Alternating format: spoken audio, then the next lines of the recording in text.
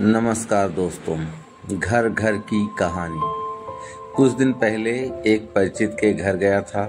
जिस वक्त घर में बैठा था उसकी मेड घर की सफाई कर रही थी। मैं ड्राइंग रूम में बैठा था। मेरे परिचित फोन पर किसी से बात कर रहे थे। उनकी पत्नी चाय बना रही थी। मेरी नज़र सामने वाले कमरे तक गई जहां मेड फर्श पर पोंछा लगा रही थी। अचानक मेरे कानों में आवाज़ आई, बुढ़िया अभी ज़मीन पर पोंछा लगा है, नीचे पाँव मत उतारा। मैं बार बार यही नहीं करती रहूँगी। मैंने अपने परिचित से पूछा, माँ कमरे में है क्या? हाँ, जब तक चाय बन रही है मैं माँ से मिल लेता हूँ। हाँ, लेकिन रुकिए, अभी अभी शायद पोंछा लगा है, सूख जाएगा फिर जाइएगा। क्यों? गीला है तो मेड दोबारा लगाएगी? नहीं लगाएगी तो थोड़े निशान रह जाएंगे।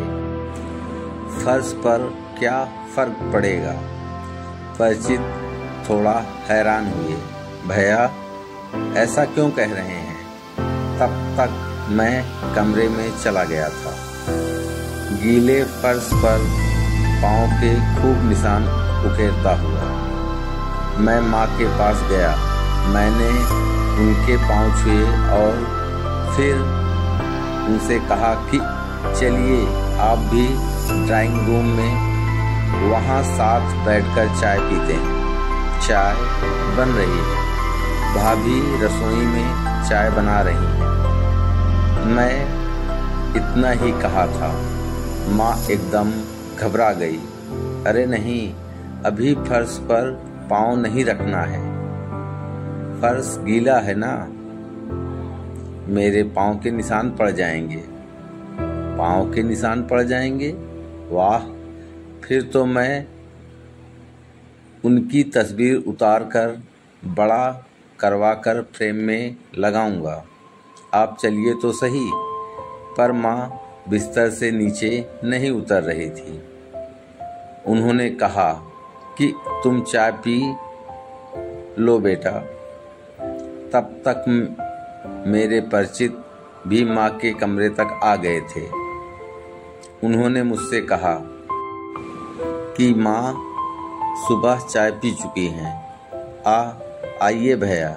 नहीं, मैं माँ के साथ मैं यहीं कमरे में चाय लूँगा। चमकते हुए टाइल्स पर मेरे जूतों के निशान बयां कर रहे थे कि मैं जानबूझकर कुछ निशान छोड़े हैं। वो समझ नहीं पा रहे थे कि आखिर मैंने ऐसा किया ही क्यों। उन्होंने मुझसे तो कुछ नहीं कहा, लेकिन मेड को उन्होंने आवाज़ दी, बबीता जरा इधर आना। इधर भैया के पाँव के निशान पड़ गए हैं, उन्हें साफ कर देना। बबीता ने गीला पोंछा फर्श पर लगाया। जैसे ही फर्श की दोबारा सफाई हुई मैं फिर खड़ा होकर उस पर चल पड़ा। दोबारा निशान पड़ गए। अब बबीता हैरान थी, मेरे परिचित भी। तब तक उनकी पत्नी भी कमरे में आ चुकी थी। उन्होंने कहा, भैया आइए चाय रखी है। मैंने परिचित की पत्नी से कहा कि बुढ़िया के लिए चाय यहीं दे दीजिए। मेरे परिचित ने मेरी ओर देखा। मैंने कहा कि हैरान मत होइए। वो चुप थे। मैंने कहा कि मुझे ऐसा लगता है कि आप लोग माँ को प्यार से बुढ़िया बुलाते हैं। मेड वहीं खड़ी थी, सन्न। परिचित की पत्नी वहीं खड़ी थी, सन्न। परिचित ने पूछा, क्या हुआ भैया? हुआ कुछ नहीं। मैंने खुद सुना है कि आपकी बबीता माँ बुढ़िया कह कर बुला रही थी। उसने माँ को बिस्तर से उतरने से धमकाया भी था। यकीनन काम वाली ने माँ को बुढ़िया पहली बार नहीं कहा होगा, बल्कि वो कह भी नहीं सकती उन्हें बुढ़िया। उसने सुना होगा बेटे के मुंह से, बहू के मुंह से।